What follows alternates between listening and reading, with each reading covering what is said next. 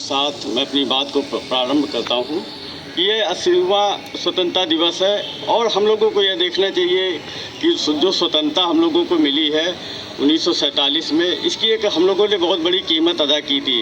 हमारे महापुरुषों ने, हमारे क्रांतिवीर साथियों ने, हमारे पूर्वजों ने। और आज भी देखिए, जब हम लोग अपने आस पड़ोस का वातावरण देखते हैं तो हम लोगों को यह एहसास होता है कि स्वतंत्रता की भी एक कीमत है। आप अपने जब नेबरहुड को इन टर्बुलेंस देखते हैं तो यह पता चलता है कि हम लोग कितने डेमोक्रेटिक कंट्री के रूप में कितनी शांति के साथ, कितनी सुरक्षा के साथ, कितनी सामर्थ्य के साथ रह रहे हैं। तो यह हम लोगों की एक बहुत बड़ी ड्यूटी बनती है कि स्वतंत्रता को बनाए रखें, क्योंकि देश के समक्ष कई तरह की चुनौतियां हैं, चाहे वह हो चाहे वह आंतरिक हो। तो होना यह चाहिए कि हमारे देश में जो एकीकरण की भावना है, इस पर ज़्यादा जोर होना चाहिए।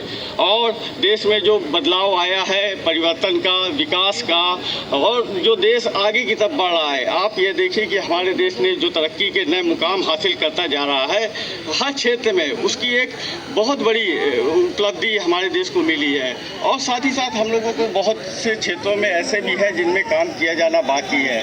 तो हम सब लोगों की एक इंडिविजुअल जिम्मेवारी यह बनती है कि स्वतंत्रता को, इस एकीकरण को, इस देश के प्रेम की भावना को बनाए रखें, बढ़ाए रखें, क्योंकि देश के बल पे ही हम लोग हैं। हमारा भविष्य सुरक्षित है, हमारे जो आने वाली पीढ़ियां हैं इनका भविष्य सुरक्षित है। आप यह देखिए कि इस स्वतंत्रता जो हम लोगों को मिली है, यह फ्री ऑफ कास्ट नहीं है, इसकी बहुत बड़ी कीमत है। इसको बनाए रखने में, इस डेमोक्रेटिक कंट्री को चलाने के लिए और एक विकास के लिए, एक सुरक्षा के लिए हम लोगों को बहुत बड़ी कीमत अदा करनी होती है।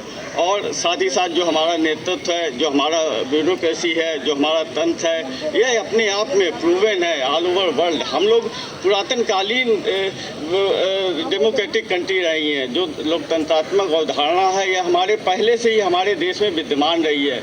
हम लोगों का जो ग्लोरियस इतिहास है, वह अपने आप में इस बात को डिनोट करता है कि हम लोग एक विकास की नई ऊंचाइयों को छुएंगे और निस्संदेह 2047 तक जो हमारा देश विकसित भारत बनाने का सपना है, इसको भी हम लोग हासिल करेंगे, क्योंकि कोई भी लक्ष्य मानव के पुरुषार्थ से बड़ा नहीं है। और हमारा देश कटिबद्ध है, हमारे देश के जो नेतृत्व है वह कटिबद्ध है 2047 तक अपने देश को विकसित भारत बनाने के लिए। तो इसमें जो भी हमारा योगदान हो, उसको हम लोगों द्वारा किया जाना चाहिए, जिससे हम इस लक्ष्य को हासिल कर सकें और देश में शांति, सुरक्षा व्यवस्था बनी रहे, देश में एकीकरण की भावना बनी रहे। धन्यवाद दोस्तों। धन्यवाद साहू जी।